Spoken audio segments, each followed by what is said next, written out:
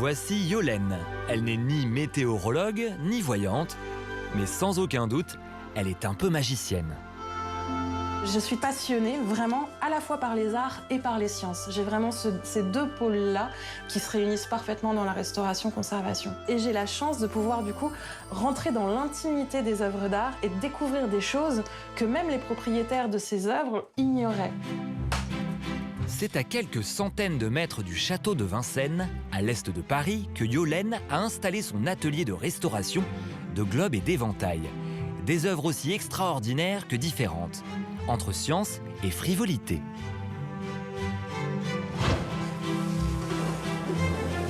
Et parmi ces trésors, c'est un globe vieux de 300 ans qui est bichonné.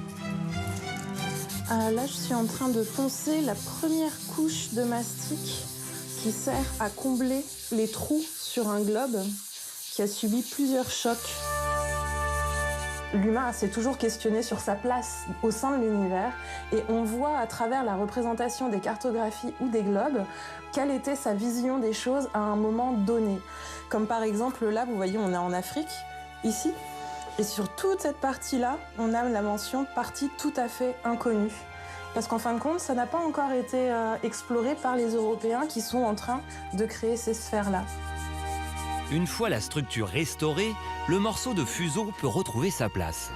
Voilà le papier d'origine que je vais pouvoir refixer sur la sphère maintenant. C'est un petit morceau d'histoire au creux de mes mains.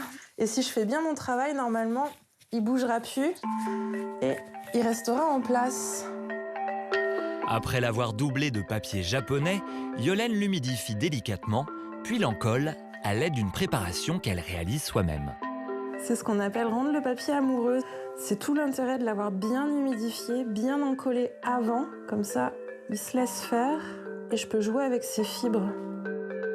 Alors moi, je suis amoureuse du papier depuis mon plus jeune âge.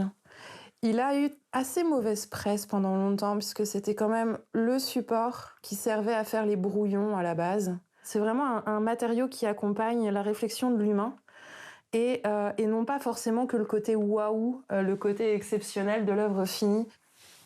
Alors là, aujourd'hui, il fait particulièrement chaud et très sec à l'atelier, donc les cols réagissent extrêmement vite. Donc ce que je vais faire, c'est que je vais le laisser reposer pour le moment, et puis je reviendrai dessus, le retravailler, le réhumidifier et pouvoir vraiment parfaire le travail. Si Yolène abandonne ses globes à cause de la météo, elle en profite pour se tourner vers son autre passion. C'est vraiment un endroit dans lequel je viens régulièrement quand il fait bon pour me ressourcer, profiter de la fraîcheur des bois et utiliser les éventails qui me le permettent. La légende veut que le premier éventail ait été créé par Ève dans le jardin d'Éden parce qu'elle était gênée par le regard insistant d'Adam sur sa nudité et tout comme Adam avait sa feuille de vigne, Ève a cueilli la feuille d'un arbre qui était à côté d'elle pour se cacher. Ce mythe est pas tout à fait faux dans le sens où les tout premiers éventails sont des éventails écrans. C'est-à-dire qu'il y a un manche qui est fixe et avec une pale qui est fixe aussi. Et souvent, on s'inspirait de la forme végétale. Au fil des siècles, l'éventail, utilisé au départ pour attiser les feux et faire fuir les insectes, devient très vite un accessoire de mode indispensable. Fait d'écailles, de peaux, de plumes, incrustés d'or et de pierres précieuses, ils indiquent un statut social, des opinions politiques et même une situation amoureuse grâce à leur décor. On a des éventails avec des cornets acoustiques dedans. On a des éventails avec des lunettes, on a les éventails thermomètres, boîte à musique. Donc on se retrouve avec vraiment un témoin de l'évolution technologique et aussi de la miniature d'excellence réunie dans un éventail. Au XVIIIe siècle, on pouvait retrouver plus de 30 corps de métiers différents pour faire un seul éventail. Et aujourd'hui, Yolène est l'une des rares professionnelles à détenir ce savoir-faire nécessaire à la restauration de ses bijoux. Là, je viens de retirer les anciennes restaurations qui sont très opaques et qui cachaient vraiment le décor original et je vais pouvoir les remplacer par mes restaurations qui sont normalement complètement invisibles une fois qu'elles sont réencollées. Donc on ne verra plus rien. Entre ses mains, des centaines de pièces inestimables ont retrouvé leur éclat, comme un éventail ayant appartenu à la reine Victoria. Mais pour réaliser ces exploits, minutie et patience sont de rigueur, surtout pour les retouches des décors. On est sur des surfaces qui ne sont absolument pas planes et qui en plus peuvent être très texturisées. On va devoir faire de la retouche aussi bien sur du papier que sur de la peau, que sur du tissu parfois.